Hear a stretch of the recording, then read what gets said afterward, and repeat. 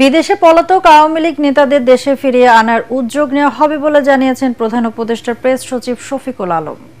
এক ব্রিফিংয়ে তিনি বলেন, আওয়ামী লীগ নেতাদের হাতে জুলাই বিপ্লবের গণহত্যার রক্তের দাগ লেগে আছে। পাচার করা টাকায় লন্ডনে তারা বিলাসী জীবনযাপন করছে। দেশে ফিরিয়ে এনে তাদের বিচারের মুখোমুখি করার কথা জানান শফিকুল আলম।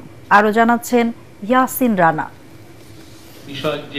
প্রধান উপদেষ্টা ডক্টর মোহাম্মদ ইউনূসের কাতার সফর নিয়ে রাজধানীর ফরেন সার্ভিস একাডেমিতে ব্রিফিং করে প্রেস উইং। বড় রকমের করাপশনের সফরে বেশ কিছু চুক্তি ও সমঝোতা স্মারক সই, নতুন কর্মীর কর্মসংস্থান ও রোহিঙ্গা পুনর্বাসনে কাতারের সহযোগিতার বিষয়ে আলোচনা করা হবে বলে জানান প্রেস সচিব শফিকুল আলম। কাতার গ্যাসের ক্ষেত্রে ওরা ওয়ার্ল্ডের পাওয়ার হাউস, তো আমরা চাই কাতারের সাথে আমাদের সম্পর্কটা আরো সুদৃঢ় হোক।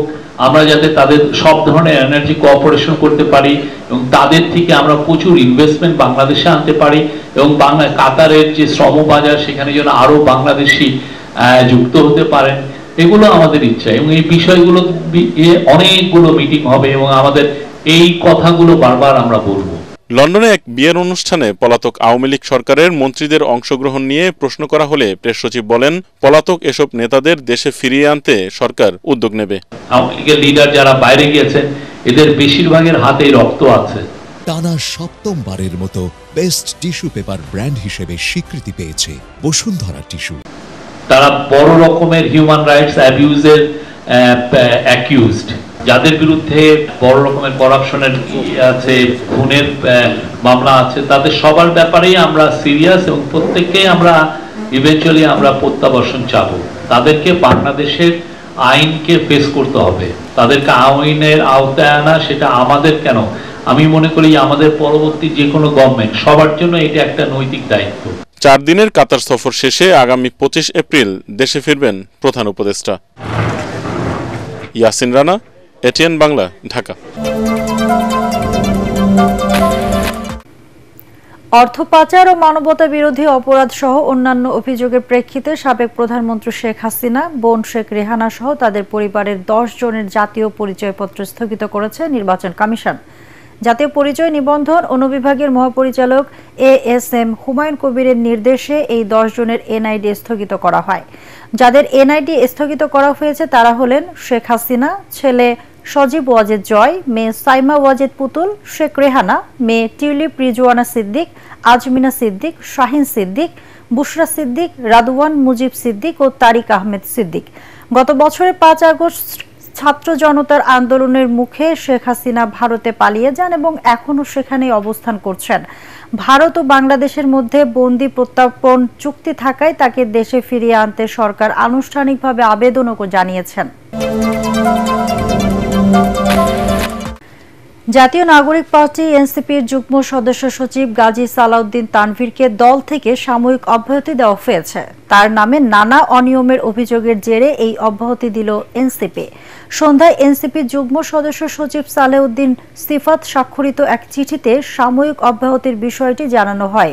চিঠিতে বলা হয়, গাজী সালাউদ্দিন তানভীরের বিরুদ্ধে জেলা প্রশাসক নিয়োগে অবৈধভাবে হস্তক্ষেপ এবং জাতীয় শিক্ষাক্রম ও পাঠ্যপুস্তক বোর্ডের পাঠ্য বই ছাপার কাগজে কমিশন বাণিজ্যের অভিযোগ পাওয়া গেছে।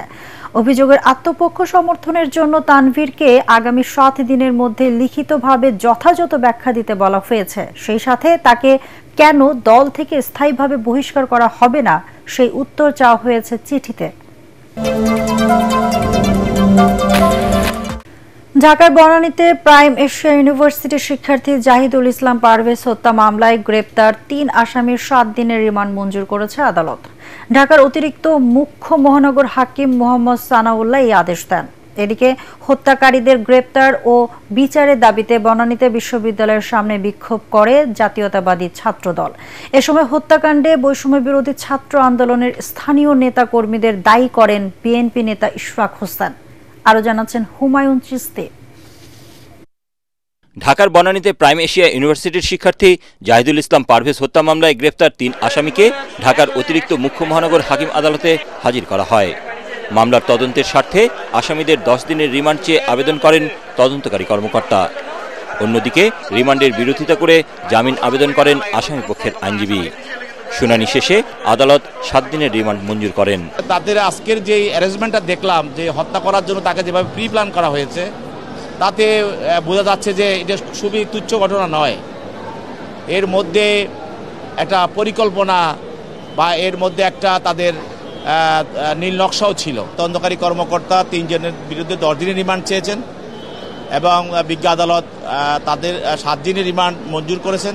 এদিকে ছাত্রদল নেতা পারভেজের হত্যাকারীদের গ্রেফতার ও বিচারের দাবিতে বনানীতে বিশ্ববিদ্যালয়ের সামনে বিক্ষোভ করে জাতীয়তাবাদী ছাত্রদলের নেতাকর্মীরা। এ সময় পারভেজ হত্যাকাণ্ডে বৈষম্য বিরোধী ছাত্র আন্দোলনের স্থানীয় নেতাকর্মীদের দায়ী করেন বিএনপি নেতা ইশরাক হোসেন। 5ই আগস্টের পর থেকে বাংলাদেশ জাতীয়তাবাদী ছাত্র দলের উপর সারা দেশব্যাপী বিভিন্ন ক্যাম্পাসে এক এক সময় এক এক নাম, কোনো সময় বৈষম্য বিরোধী, কোনো সময় সাধারণ ছাত্র, কোনো সময় আরেক রাজনৈতিক দলের ছাত্র সংগঠনের পরিচয়ে আমাদের ছাত্রদের উপরে হামলা করা হচ্ছে।